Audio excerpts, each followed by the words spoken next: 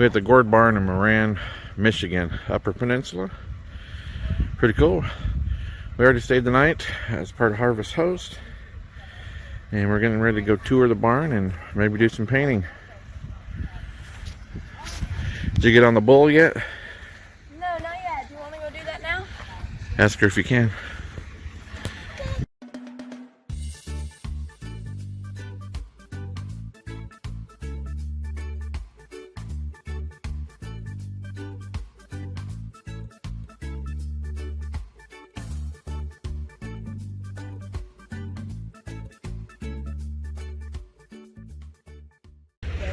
Just crossed over the Mechanic Bridge yesterday.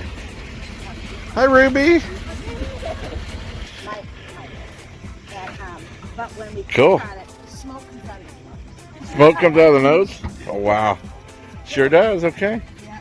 I showed my son a picture of this when we first got it. I took it from the front and he said, whoa, that's quite a pop bottle opener. Yeah. Perfect details. I think you should get in there. You don't have to get out.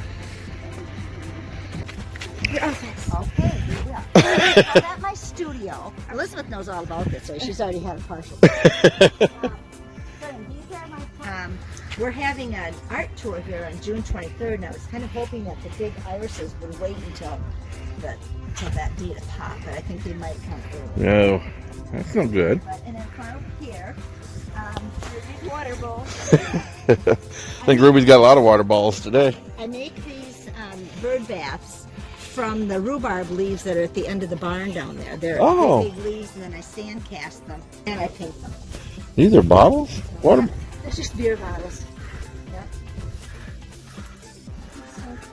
And so these are a lot of perennials in here. Anything in pots is all just annuals. It grows like a pumpkin or a watermelon. It's just full of water.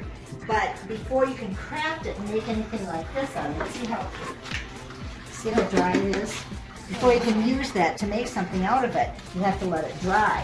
What's inside of that? I just stuck some beads in there so that it would be bottom heavy, so if somebody bumped this, it wouldn't fall off. Yeah, if it fell, would it break? Yes.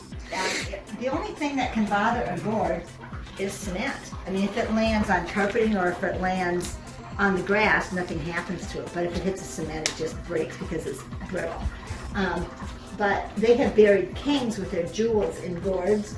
And then when they have dug up, like in the pyramids and stuff, when they have opened up their sarcophagus or whatever it's called, when they open that up, the gourd is still there with the jewels, but the king's done rotted away. Gone. That's a big one. That actually is a Michigan gourd. And Michigan doesn't have a real long growing season, and so the gourds that you see that are crafted, most of them are thicker, and they, because the longer the gourd can stay and grow in the plant, the thicker it gets. But in Michigan, our weather is kind of questionable. We had frost a week ago. We had frost one night, and then the next night, and then frost again on the third night. So you had frost in June? In June. Mm-hmm. And it started growing season is just too short to grow them. So. Yeah, where do you get them from? Oh, we travel in the winter, so we go to Arkansas, Tennessee, Georgia, Florida, all in that area. And that we have certain stops that we make, and I buy the gourds there. It's sad because my wife has been talking, well, for a year and a half since we saw some decorated up in New Jersey, that she wanted to go somewhere and get some and paint them Yeah. Well, I teach classes here as well, so. And then these are mittens that are made from sweaters and wool stuff. And just cut them down? Yeah, cut them down and shape them and cut them and put them out. And actually, a friend of mine, it's my sister-in-law's mother who makes these. Did you? Okay, and then these are... You cheated. Are some wind chimes that I do, or the bottles. I like this one. That would be cool. And then my sister-in-law, a different sister-in-law, makes these little vintage trailer pillows because we have a lot of people who come through with trailers, and a lot of them are interested in the vintage pillows. Yeah. I'm going to get this all set up and have a second little shop in here that's everything but my gourds. And then, since I used to teach my classes in here, and Rick would come in, and I had 6 people in there, and everybody's kind of banging into each other. And oh, excuse me, trying to get around because they're just so small. And he said, "You need a bigger shop." And I said, "Yes, I do." So look what he did last year. Uh-oh.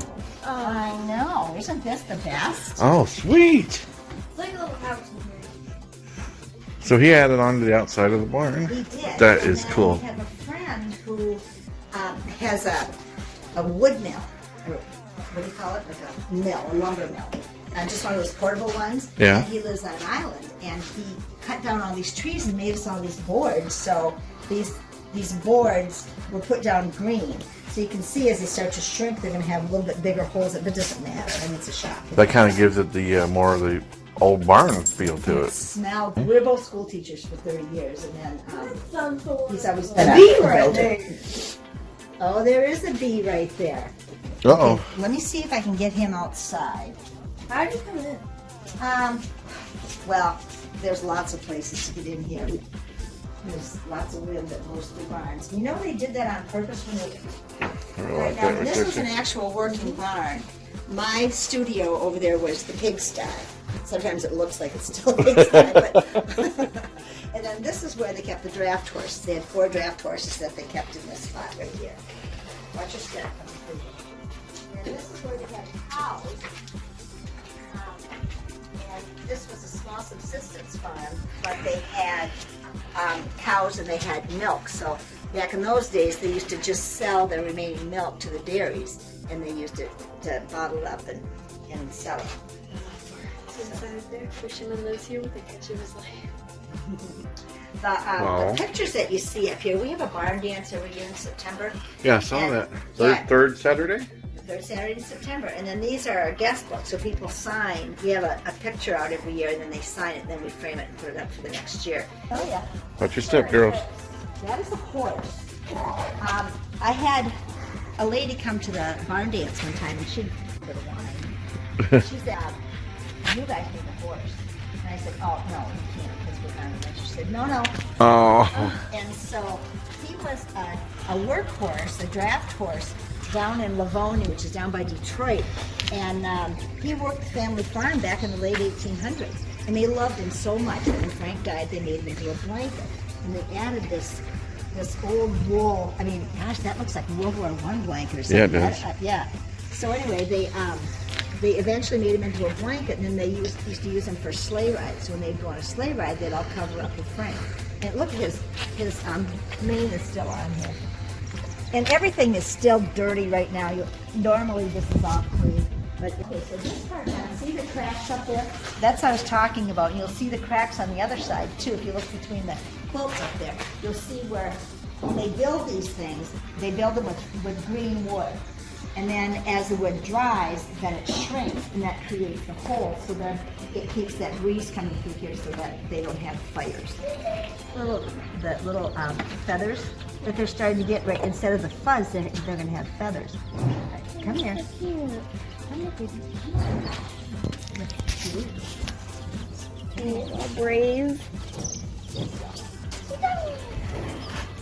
Just have to make sure that you give them lots of support. So you just keep this. So small. Aren't they just tiny? Aren't they just sweet? Look at that alert little face. Oh, poor little guy. Let me give you some more light here. Okay, so this one. So what is that right there? That some sort of press. Okay, this is an apple press. And so when Rick and I found it, we were at an auction, and we said, "Oh, good, we can make apple cider." So, because we have a bunch of apple trees in the front yard, so when we got home, we dumped like half a barrel or half a bushel of apples in there, and we started turning. So hard to turn. And we're turning, and we had to put like a 2x4 in there and push it around, so that we leverage? could get it to turn. And we got like a cup of cider. We said, okay, there's got to be a better way to do this. So I was complaining about it to somebody that had come through, and I was telling them that we can't make cider out of that. How do you do it? And so they said, well, you need a chunker. What's a chunker? Well, it chunks up your apples, and then you put them in. And then, since they're not restricted by the skins on the apples, then they will give you, juice a lot better. So we bought this one. And this apple press came from Germany, and it's over 150 years old. But this has a chunker in it. So you take your apples and you dump them in there. And then when you do this, you can see this right here. Yeah. It chunks them up. And so those apple chunks fall through and land in this. Then you slide this forward. And then we have this thing that you put on top. And then you squeeze it like this. And then the apple cider comes out through the front. And we do that during the barn dance. And so people get to watch to see how apple cider Wow. is made, and then everybody gets to take some home if they want some. That's cool. So, how much do you usually make during that time? And we estimated that this made over 100 gallons of cider. Wow. We also do demonstrations. So this is the old, you know what this is? Butter. It's an old butter maker. And so what they used to do, of course, is dump the rich milk in there, and then they do this a bunch of times, and then they keep pouring off the whey. They keep pouring it off, and then they'd keep making butter and stuff with it. And it took a long, long, long time for Grandma to make butter. Then they came up with, let's see, I would say this one is probably older. But this is also a butter churn, and then you turn it, and when you turn it, the whole thing rotates. It's locked on the other side, but the whole thing rotates. So it would speed up the process a little bit. But then, Look at that hunk of wood. where's my other, right over here. This is a butter crock too, but this kind is kind of hooks up to a belt. And so you know, have you ever seen one of those hit and miss engines that make noise? They go because they hit on 4 cylinders, but they miss. They hit and miss. So it's called hit and miss engine. Anyway, and you hook that up with a belt, and it turns it automatically. So that really revolutionized butter making. It made it a lot faster. We opened this, and it's just spotless on the inside, just pristine. So, Wow. but it isn't easy to open and close, so I don't usually open it.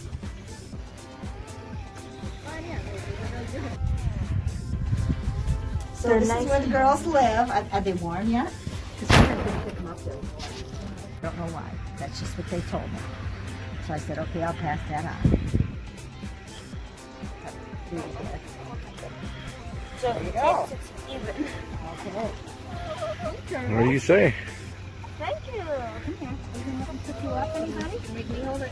Good girl. Okay, now I was doing this one time. I was showing the chicken to people. They got pooped on me. So you gotta watch it. Say hi. Hey, squirmers. Well,